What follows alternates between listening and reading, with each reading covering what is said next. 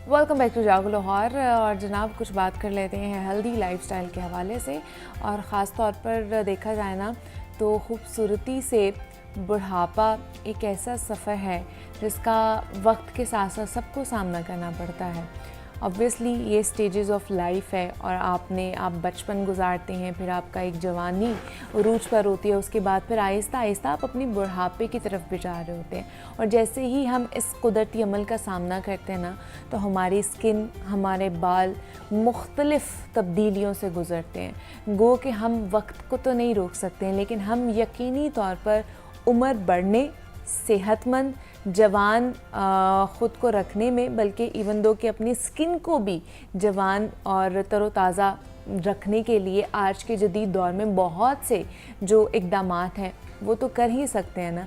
इसके लिए मुख्तलिफ़ क्रीम्स, लोशंस या फिर जो ट्रीटमेंट्स हैं जिसमें PRP आ जाता है, इंजेक्शन्स में दीगर मज़ीद मराहिल हैं जिनके ज़रिए आप अपनी जल्द को ज़्यादा अरसे तक जवान रख सकते हैं। दूसरा ये कि आप अपने बालों की केयरिंग कर सकते हैं। जो आपके बाल गिरना शुरू हो जाते हैं टाइम के साथ साथ, ये एजिंग के साथ साथ उनको आप रोक सकते हैं। एंटी एजिंग के सामने आप एक बंद बांध सकते हैं या उसको स्लो डाउन, उस प्रोसेस को स्लो डाउन कर सकते हैं। तो ये कौन कौन से तरीका इलाज हो सकते हैं जिनको आप अपना कर ज़्यादा देर तक ख़ुद को जवान रख सकते हैं या अपनी स्किन को कह लें कि तरोताज़ा रख सकते हैं। इस पर बात करने के लिए डॉक्टर शहबाज अली हमारे साथ मौजूद हैं।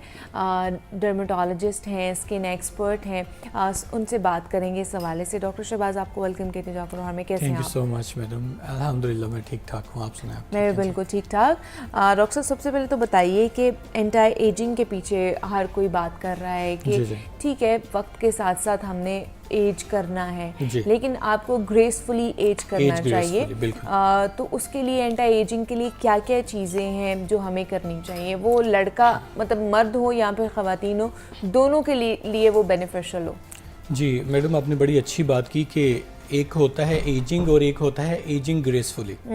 तो आप उसको डिले तो नहीं कर सकते, but you can in changes को आप जो है वो स्लो डाउन कर सकते हैं और आप उसको थोड़ा सा जो है वो इम्प्रूवमेंट्स आप उनमें ला सकते हैं। उनमें जो रिसेंट एडवांसेस हैं वो बड़ी देर से सारी दुनिया में अपनाई जा रही हैं जी। उसमें फॉर एग्जांपल आपके रिंकल्स जो हैं फोरहेड पे आ जाएं या अराउंड आइज़ आ जाएं, उसके लिए हमारे पास जो मोडेलिटीज़ आती हैं उसमें बोटॉक्स जो कि एक न्यूरोमोडुलेटर है, अच्छा, वो आपके मसल्स को रिलैक्स करने के लिए यूज़ होता है और उसकी वजह से क्या होता है कि आपके रिंकल्स जो हैं वो इम्प्रूव हो जाते हैं। ओके। अगर वो रिंकल्स परमानेंट नहीं हुए, अगर वो स्टैटिक हैं तो बड़ा मुश्किल हो जाता है, उनके अंदर फिर आपको फिलर डालना पड़ता है। वगरना अगर जो है आपका जो है डायनामिक रिंकल्स हैं तो उनके लिए हमारे पास बहुत अच्छी मोडेलिटी है, दैट इज़ बोटॉक्स।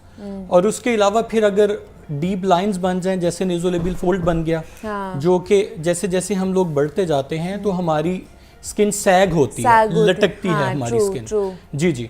तो उसको वॉल्यूम लॉस को रिप्लेस करने के लिए फिलर्स यूज़ होते हैं। जहाँ तक बात होती है इन दोनों चीज़ों की, हमारे जो फिलर्स हैं ये एक्चुअली हमारी स्किन में नॉर्मली पाया जाता है। अच्छा, ठीक है। सिर्फ हमने इसको बाहर से थोड़ा सा हमने इसको मॉडिफाई कर दिया कि it can stay longer in our skin. उसके लिए हमने इसको क्रॉस लिंक किया और उसके बाद हम इसको इंजेक्ट कर देते हैं तो वॉल्यूम लॉस हमारी स्किन में पूरा हो जाता है। तो this is a natural thing.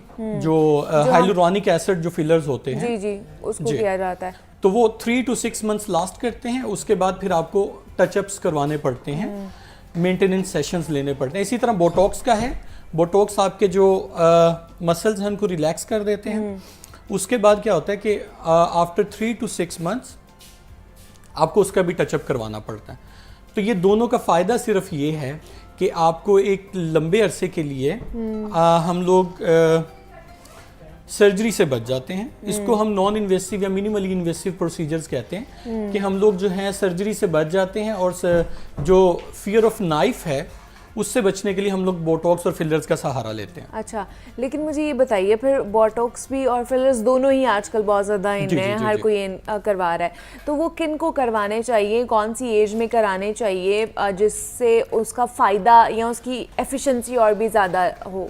Madam ये जो है कुछ तो डिपेंड करता है आपकी अपनी चॉइस पे भी। अच्छा। बाज़ लोग तो थोड़े बहुत रिंकल्स को इग्नोर कर देते हैं और बाज़ लोग जो हैं वो चाहते हैं कि हमारा बिल्कुल फेस जो है वो मास्क लाइक हो, बिल्कुल हमारा कोई भी रिंकल नजर ही ना आए। ट्रू।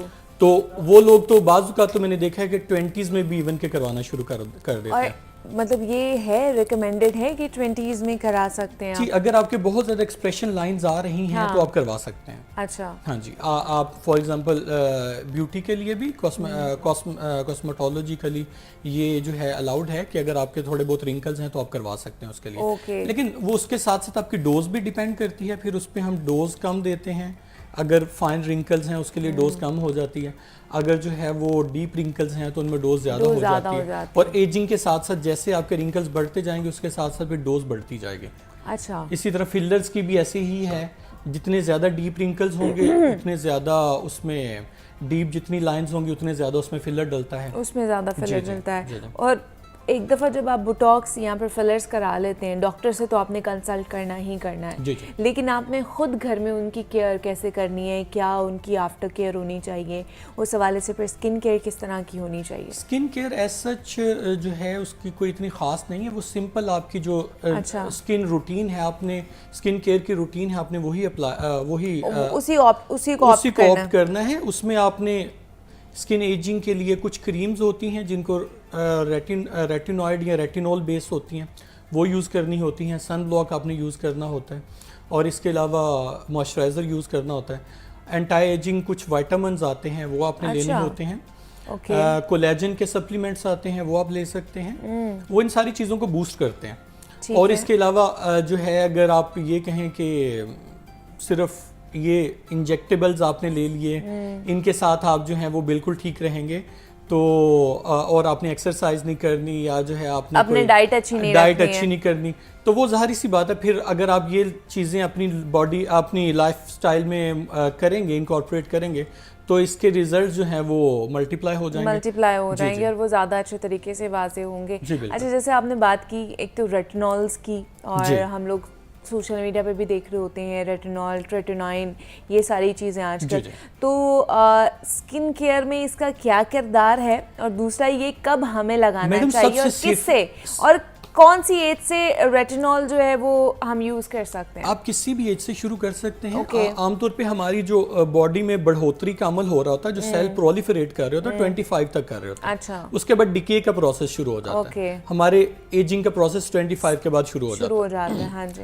तो रेटिनॉल जो है या रेटिनॉइड जो है ये विटामिन ए डेरिवेटिव्स हैं असल में। हाँ जी। तो ये सबसे ज़्यादा स्टडीड प्रोडक्ट है और सबसे सेफेस्ट प्रोडक्ट है। अच्छा, ओके। तो आप इसको 20s में शुरू कर सकते हैं। ओके। और इसको आप लाइफ लॉन्ग यूज़ कर सकते हैं। ओके। लेकिन इसका थोड़ा सा आपको तरीकाकार आना चाहिए। जी।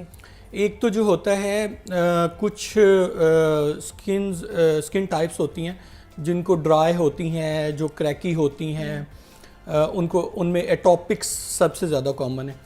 तो उनमें जो है हम लोगों को बड़ा एहतियात से ये यूज़ करना पड़ते हैं। बाज़ का हमें लेयरिंग करनी पड़ती है। लेयरिंग में ये आता है पहले हम मॉइस्चराइज़र लगाते हैं, फिर हम लोग रेटिनॉल या रेटिनॉइड अप्लाई करते हैं। सैंडविच मेथड है वो वाला करना। बिल्कुल।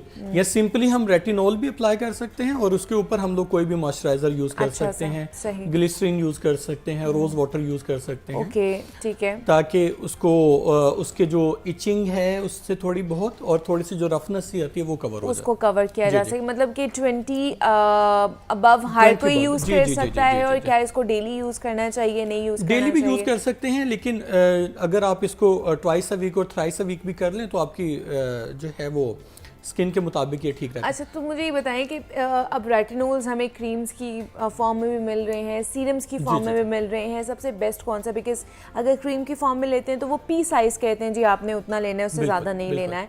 और अगर सीरम की फॉर्म में मिल रहा है तो वो कितना यूज़ करना चाहिए, और क्या उसको रोज़ यूज़ कर सकते हैं कि नहीं यूज़ कर सकते हैं? मैडम, जो रेटिनॉल सीरम्स आ रहे हैं, जो ओवर द काउंटर प्रोडक्ट्स हैं, उनमें तो उसकी कंसंट्रेशन बहुत लो है, बहुत लो है, बहुत लो है। तो वो तो ओवर द काउंटर है, वो तो डॉक्टर की प्रिस्क्रिप्शन की आपको ज़रूरत नहीं है। ओके। तो उसको तो आप डेली भी यूज़ कर सकते हैं। ठीक है। लेकिन जो क्रीम फॉर्म्स हैं, ट्रेटिनोइन वगैरह, मेरी फेवरेट भी वैसे ट्रेटिनोइन क्रीम ही है। अच्छा। क्योंकि एक तो वो मोर इफेक्टिव दैन रेटिनोल है, ओके। और दूसरा वो सस्ती बहुत है। अच्छा। That cost around 150 rupees. जो सीरम्स आप 3,000 हाँ, के 4,000 exactly. के लेते हैं, that is more effective than that. Okay. हाँ जी। ठीक है। और उसका जो आप ट्वाइस अ वीक या थ्राइस अ वीक यूज़ करेंगे, that is more effective than your retinol serum. अच्छा, लेकिन अब क्रीम्स जो बहुत से लोग करते हैं ना, लगा रहे होते हैं, अब उन्हें समझ नहीं आ रही होती क्योंकि उसके बाद पर्जिंग होती है। जी जी बिल्कुल। पर्जिंग होती है, आपके जो दाने हैं या आपकी एक्नी है वो बाहर आती है, और उससे लोगों को लगता है शायद हमें इन्फेक्शन हो गया या एलर्जी हो गई है, तो वो उसको लगाना बंद कर देते हैं। जी जी बिल्कुल। तो ये थोड़ा सा हमारे देखने वालों को बताएं कि ये इतना टेंशन लेने वाला ये स्टेज नहीं होती है। इसके बाद आपकी जो स्किन है वो और ज़्यादा ग्लो और अच्छी होगी। बिल्कुल, आपने बिल्कुल सही कहा मैडम। अच्छा, उसका भी ना हम लोगों को अंडरलाइंग असल में कॉज भी ढूंढनी होती है। अच्छा। बाज़ जैसे मैंने कहा ड्राई क्रैकी स्किन है, और बाज़ का बहुत ज़्यादा ऑयली स्किन है। बहुत ऑयली स्किन है। हाँ। ऑयली स्किन वालों के लिए तो ये ब्लेसिंग है। ओके। रेटिनोल्स या रेटिनॉइड्स ऑयली स्किन वालों के लिए बहुत अच्छी चीज़ है। तो उनमें जो है, उनमें तो ऑयल की प्रोडक्शन भी कम होती है, और साथ में एक्नी को भी ये ट्रीट करते हैं। लेकिन वो जो आपने कहा टॉपिक्स में बाज़ पर्जिंग हो जाती है, उसके लिए फिर हमें उनको कोई एंटी माइक्रोबियल्स भी देनी पड़ती हैं, एंटीबायोटिक्स भी टॉपिकली देनी पड़ती हैं इसके साथ। शुरू में हम लोग वो ऐड कर देते हैं, जैसा कि क्लिंडामाइसिन वगैरह हो गया, उसे पर्जिंग वगैरह को भी हम लोग वो रोक सकते हैं। और उसके साथ क्लींजर बहुत अच्छा सा हम लोग ऐड करवाते हैं। और इसके अलावा जो है कोई जो अगर हमें ओरल की ज़रूरत पड़े, ओरल मेडिकेशन भी दी जाती है। लेकिन जैसे आपने कहा कि with the passage of time वो जो है चीज़ें ज़्यादा बेहतर होनी है, तो लोग शुरू में घबरा जाते हैं। हाँ। असल में वो डर्माटोलॉजिस्ट से मशवरा नहीं करते पहले, वो जो है जी या तो किसी पार्लर से मशवरा ले लेते हैं। नहीं, आजकल हर कोई मशवरा सोशल मीडिया से ले रहा है। जी, आपकी बात बिल्कुल सही। हर कोई डर्माटोलॉजिस्ट भी बना हुआ है और एस्थेटिक फिजिशियन भी बना हुआ है। बिल्कुल सही बात। तो वो सोशल मीडिया पे जो भी ट्रेंड चल रहा होता है, हम लोग उसको फॉलो कर रहे होते हैं, और उसके बाद फिर हम जब घबरा जाते हैं, जब कोई चीज़ हमारे डिज़ायर के मुताबिक नहीं होती है, तो फिर हम डॉक्टर के पास भागते हैं। अच्छा, दूसरा आपने कहा कि sun block is very must. Yes.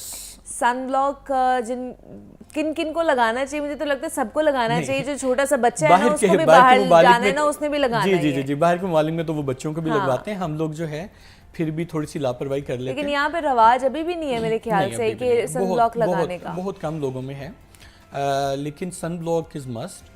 या तो जो है हम अपना जो है फेस कवर करें, फुली कवर करें, या फिर सन ब्लॉक। और जो सालों साल से नहीं लगा रहे हैं उनका क्या बनता होगा? वो अभी तो शुरू करें ना। कुछ फायदा हो जाएगा, कुछ ना कुछ तो फायदा हो जाएगा ना। स्किन की रूटीन जो है आपकी, वो तो एक बेहतरी की तरफ तो आना शुरू हो जाएगा। हाँ, एग्जैक्टली। अब आपकी स्किन जो है वो बेहतरी की तरफ आना शुरू होगी। मजीद डैमेज नहीं होगी।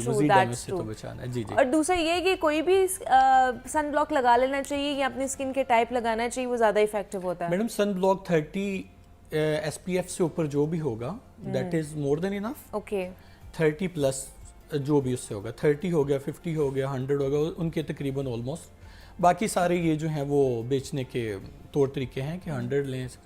सिर्फ आपने ये देखना है कि आपने किस सीजन में कौन सा सन ब्लॉक यूज करना है। अब जैसे फॉर एग्जांपल गर्मियाँ आ गई हैं, पसीनो पसीनी हुआ होता है, लोगों को ऑयल आया हुआ होता है, तो उसमें सीबम कंट्रोल सन ब्लॉक्स आते हैं। Sebum control. जी। सीबम मींस आपका जो आपके ऑयल आता है, हाँ, उसको कंट्रोल करने वाले। तो they are best options for these. नहीं, वो किस कंसिस्टेंसी में हो, मतलब जेल फॉर्म में हो, वो क्रीम फॉर्म में हो, जेल वो किस फॉर्म में हो? इस मौसम में ज्यादातर जो रिकमेंडेड है that is the jail form. Jail form, ठीक है। और जो सर्दियाँ होती हैं, सर्दियों में चूँकि हमारी स्किन ड्राई होती है, उसमें सीबम प्रोड्यूस नहीं हो रहा होता, तो उसमें बेस्ट जो रिकमेंडेड है वो ये है कि पहले आप जो है वो मॉइस्चराइजर लगाएं। अच्छा। उसके ऊपर क्रीम फॉर्म में या कोई भी सन ब्लॉक लगा लें। ठीक है। मॉइस्चराइजर हमेशा सन ब्लॉक से पहले लगाना है। आपने जो लास्ट आपका स्टेप होना चाहिए वो आपका सन ब्लॉक होना चाहिए, ताकि वो जो आपकी रेज हैं, जो बाहर आप सूरज में जा रहे हैं, कहीं पे भी जा रहे हैं, तो वो उसको प्रोटेक्ट कर सके। उसके ऊपर कुछ भी नहीं लगाना। अच्छा, अब थोड़ा सा आ जाते हैं PR